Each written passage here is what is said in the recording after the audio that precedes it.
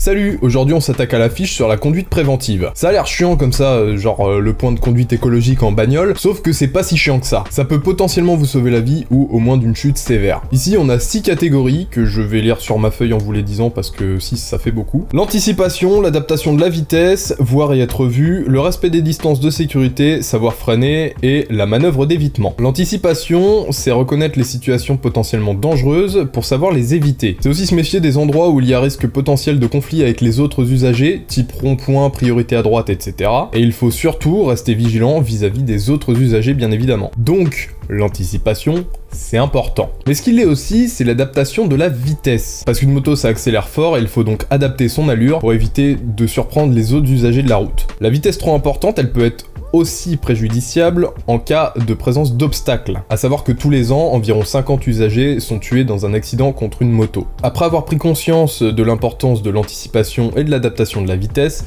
il faut aussi savoir voir et être vu. Pour cela, il faut d'abord se rendre visible le jour et la nuit étant quand même vachement plus important, mais le jour aussi. Il faudra privilégier les vêtements clairs et équipés de bandes rétro-réfléchissantes, à savoir que sur tous les équipements de moto actuels, les bandes rétro-réfléchissantes sont présentes, que ce soit sur les chaussures, sur les blousons, sur les casques, vous avez les stickers à mettre qui sont obligatoires. Ensuite, il faut apprendre à se placer pour être vu. Donc si vous êtes derrière un véhicule, essayez de garder votre distance de sécurité, mais placez-vous également dans l'axe de son rétroviseur pour avoir le rétroviseur en visuel et que lui puisse vous voir potentiellement s'il regarde dans le rétro. Et enfin, bien évidemment, sachez observer pour anticiper les dangers. Maintenant, parlons un peu des respects de distance de sécurité parce que c'est très important et surtout en moto. Là, je vais parler d'une distance en temps.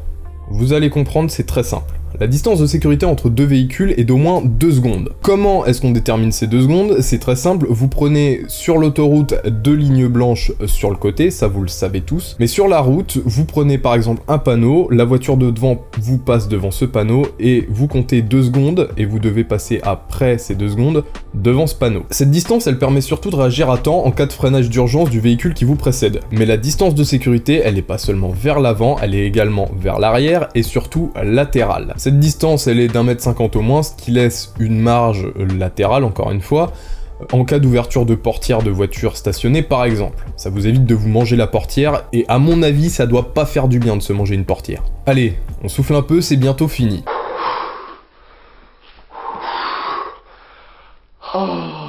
On y retourne. Il faut aussi savoir freiner, donc déjà on évite le freinage en virage, ou du moins le freinage en virage de l'avant, parce que ça va redresser votre moto et vous faire partir dans le décor, ou alors vous allez perdre l'avant. Vous pouvez, pour resserrer une trajectoire, utiliser le frein arrière, mais avec parcimonie, parce que si votre roue se bloque ou décélère trop, vous allez glisser. Donc pour tout freinage, on évite de bloquer les roues, que ce soit avant ou arrière, pour ne pas glisser, perdre l'avant, perdre l'arrière, partir en crabe, etc. Je vois déjà les mecs en super mode qui arrivent, oui mais nous on glisse. Oui, mais vous avez la moto pour et vous avez les connaissances pour, hein, voilà. Apprenez également à répartir le freinage. Le freinage c'est 30% à l'arrière et 70% à l'avant. Il y en a beaucoup qui n'utilisent pas du tout le frein arrière et c'est une erreur, mais ça j'en parlerai dans une autre vidéo de pourquoi du comment. En ville, si un freinage d'urgence ne suffit pas, il y a toujours la manœuvre d'évitement qui est facilement effectuable et de toute façon quand vous passez votre plateau, vous apprenez à la faire et travaillez-la régulièrement. Et je dis bien en ville parce qu'au-delà de 60 km/h à peu près, ça devient beaucoup plus difficile de faire un évitement dû à la vitesse et à l'inertie de la moto. Et pourquoi utiliser cette manœuvre d'évitement